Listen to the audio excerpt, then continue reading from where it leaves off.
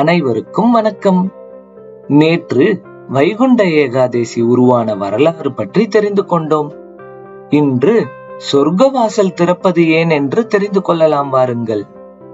வைகுண்ட ஏகாதேசி அன்று சொர்க்கவாசல் திறப்பது பலருக்கும் தெரிந்த நிலையில் உருவானது இரட்டை அரக்க சகோதரர்கள் என்றால் நம்ப முடிகிறதா? ஆம், அப்படி அந்த அரக்கர்கள் என்ன செய்தார்கள்? அவர்களுக்கும் வைகுண்ட ஏகாதேசி உருவானதுக்கும் என்ன சம்பந்தம்? வாருங்கள் அறிந்து கொள்வோம். மது, கைடபர் பிறப்பு. மகாவிஷ்ணு யோக நித்திரையில் இருந்த பொழுது அவருடைய காதின் மெழுகிலிருந்து மது மற்றும் கைடபர் என்ற 2 அசுரர்கள் உருவானார்கள்.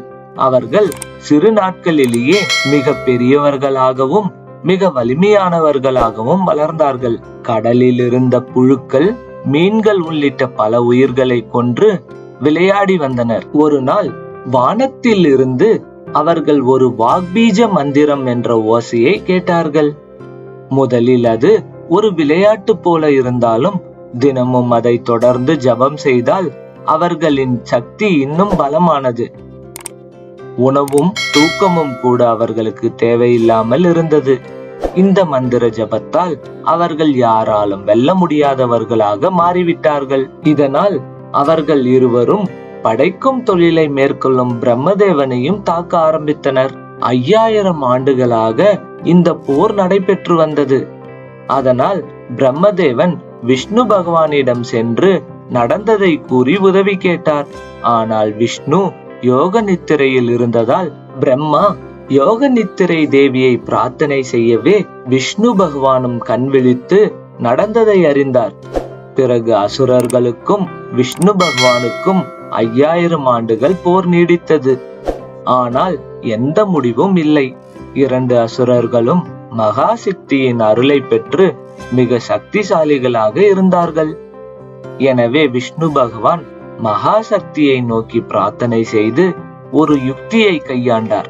அதன்படி அசுரர்களிடம் சென்று, நான் உங்களுக்கு ஒரு வரம் தரவிருக்கிறேன் என்று கூறவே, ஆணவம் நிறைந்த அசுரர்கள், எங்களுக்கு அல்ல, நாங்களே உனக்கு வரம் தருகிறோம் என்று விஷ்ணு பகவானின் வலையில் சிக்கிக் கொண்டார்கள். அந்த சந்தர்ப்பத்தை பயன்படுத்தி விஷ்ணு பகவான், நீங்கள் இருவரும் ஒருவரை ஒருவர் கொல்வது எனும் வரத்தை எனக்கு தாருங்கள் என்று கூறினார்.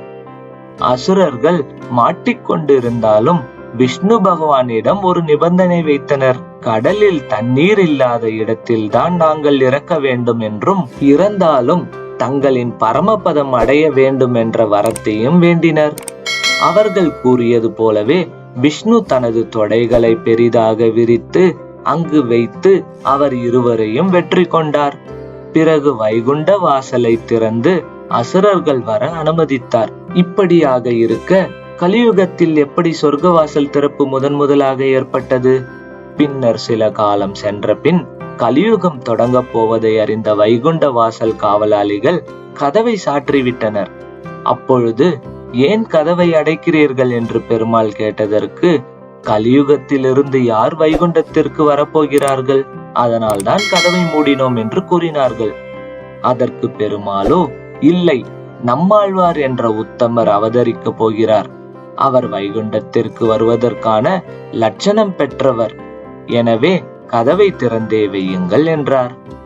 அதன்படி கலியுகத்தில் முதலாக வைகுண்ட ஏகாதசி அன்று வைகுண்டம் செல்வதற்கான வாய்ப்பு நம்மாழ்வாருக்கு கிடைத்தது.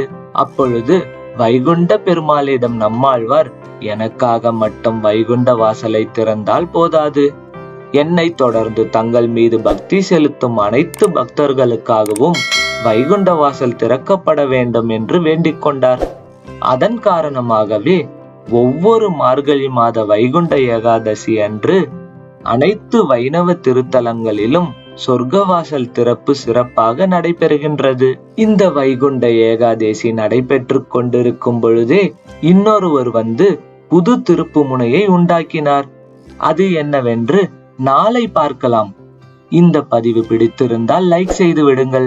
இந்த பதிவை உங்கள் நண்பர்களுக்கும் உறவினர்களுக்கும் ஆன்மீக பெரியோர்களுக்கும் அனுப்பி வைத்து அவர்களுக்கும் தெரியப்படுத்துங்கள். இந்த அரிய தகவலை அவர்களும் தெரிந்து கொள்ளட்டும்.